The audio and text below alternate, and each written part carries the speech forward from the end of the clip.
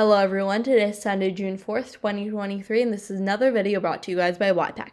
Today we're going to be talking about the 2024 Republican presidential primary and honing in on Donald Trump and Ron DeSantis. So firstly on Ron DeSantis, he's obviously the governor of Florida. He's really famous for these anti-woke sentiments and policies that he has enacted and enshrined into the Florida legislature, such as the Don't Say Gay bill, his feud with Disney, his banning of AP African American studies from Florida public schools, etc., etc. The list goes on. If you watch him on the news, he's always talking about LGBTQ communities and their indoctrination. And you can't see me right now, but I have indoctrination in air quotes because, that's a pretty subjective and harsh claim to make without proper evidence, right? But that also school choice, and that's mostly his campaign. And that's something I'm going to touch upon later as well, but that Ron DeSantis leans into the societal and cultural aspect of politics much more than the actual policy and economics oriented side of politics. So that's him. And he announced his candidacy about 2 weeks ago, so people were long expecting him to run.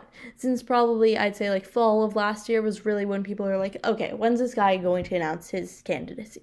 And after the midterms, that was only proof that he needed to announce his candidacy, because we all know, what I say ad nauseum is that Trump, at least 20 of his hand-selected candidates lost their races at the midterms. Trump voters and Trump supporters did not show up as much as they should have, and probably would have if Trump himself were on the ballot. His candidates didn't do nearly as well. That's both the fault of Trump's decrease in popularity January 6th, but also because his handpicked candidates weren't as good as they could have been. But Ron DeSantis, on the other hand, won his gubernatorial election with flying colors. He did much better than he had 4 years ago, and that just showed that the people of Florida really did his, anti-woke policies. But did this benefit him eventually? In the long run, what we see at the end is that DeSantis currently is polling about 30 plus points behind Donald Trump.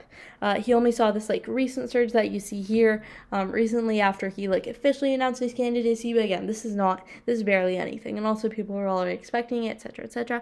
But if we look at the map of how DeSantis has been doing as a candidate, he's basically at the same point now as he was a year and a half ago. He hasn't benefited that much. Even though he was at his highest in January, he's doing very well, less than 15 points behind Trump, and now it's more than doubled. That's exceedingly bad for DeSantis, and also bad for the rest of the candidates. So DeSantis was seen after the midterms as this new hope, new leader, new light of the Republican Party. And he kind of was, right? This is November 17th or 18th, after the midterms. You see this huge surge, around the midterms, before and after, right? You see this, insane surge, because he's doing very well. Trump, additionally, correspondingly, he had this huge drop because, again, his handpicked candidates lost their races.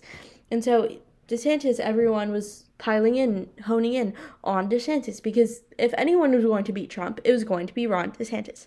But that doesn't seem to be what's happening. And now that he's announced his candidacy and he's still much behind Trump, and hindsight's 2020. If DeSantis could have looked at this map right now and gone back, he probably would have announced his candidacy sometime in January or February to prevent this mass downfall from occurring.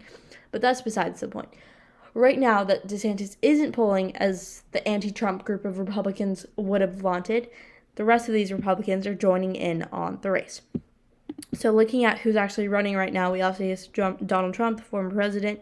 We have Nikki Haley, who's the governor of South Carolina and was the UN ambassador under Trump for 2017 to 2019. Vivek Ramaswamy, who had this, he was the CEO of this tech company, but quit, and then he's also an author, activist, etc., etc. Asa Hutchinson, who's the former governor of Arkansas. Larry Elder, who is a talk show radio host and also ran against Gavin Newsom in his recall. Tim Scott, who's a pretty well-known senator from South Carolina, along with Lindsey Graham. And then lastly, Ron DeSantis. So that's what we have right now. But we also have a lot of people who are considering a run. Pence, probably going to run. Chris Christie, probably going to run, even though, he's not going to, he's probably going to be at the bottom of his list, right next to Ramaswamy. Suarez, Sununu, Burgum, all these other people are probably going to run. Now, this list of both the Republicans who are running and the other Republicans who are considering a run was not nearly as long and, extraneous as the one people thought that DeSantis had a fighting chance against Trump. And obviously he does. He's the major contender in this race because he's pulling like at least double digits, even though he's down by Trump more than he is up by everyone else, if that made sense. But all the other candidates are in single digits. That's not enough, nearly enough, to win against like someone as prominent as Donald Trump, right?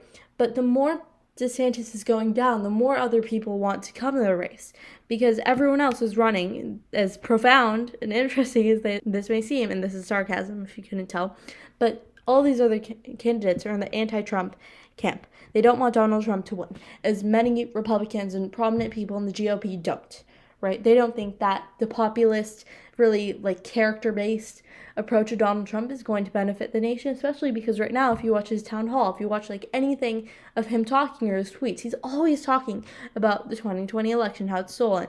He's always focusing on the past, on Biden. He's not looking forward to any new policies.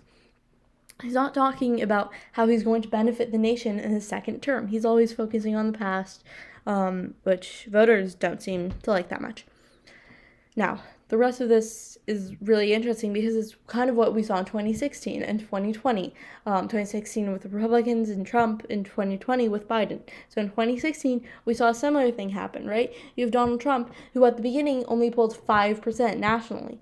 But then later he grew as more and more people joined the Republican camp. And Donald Trump is always going to have a group of people who are always going to vote for him no matter what. He always has this like steadfast group of a couple like dozen million people, or voters rather than people, but he always has that group of individuals who are going to vote for him no matter what. Now that camp grew and grew more during 2016, but it was also because none of the other candidates, because there's so many others, it only takes a plurality to win the nomination, which is a problem, I believe, in and of itself, but that's for another day. When he only needs to win a plurality, he just needs to get his camp bigger than everyone else. So when there are like 20 or 30 other candidates, if each of them takes a small slice of the pie, he gets the biggest, right? But that's what we're seeing now, right? We're seeing more and more candidates come into the race because they don't want Donald Trump to become the nominee, and they don't see that DeSantis is going to do the job. But by them joining the race, they're hurting DeSantis' chances. So it's like the self-feeding cycle of the worse DeSantis does, the more individuals join the race. And that's just going to continue happening because Trump's voter base isn't going to change.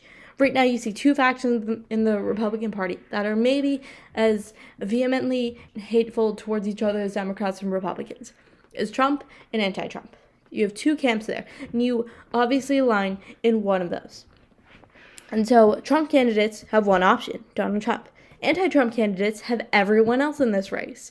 And it's, again, a long and really strenuous list.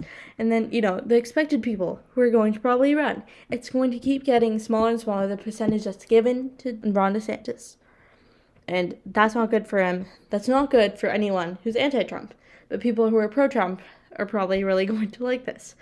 So that's what's happening in the Republican Party. If you look at polls, again, not just like RealClear, which gives really good polls, but also looking at FiveThirtyEight. If you look at this poll, Trump up 32.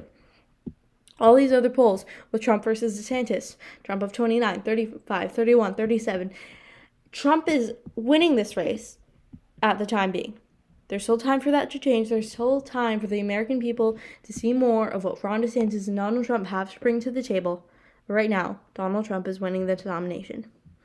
And if the anti-Trump groups wants to get a hand on this, less of them need to join the race, and more of them need to focus on supporting Ron DeSantis so he gets back to his January and February numbers.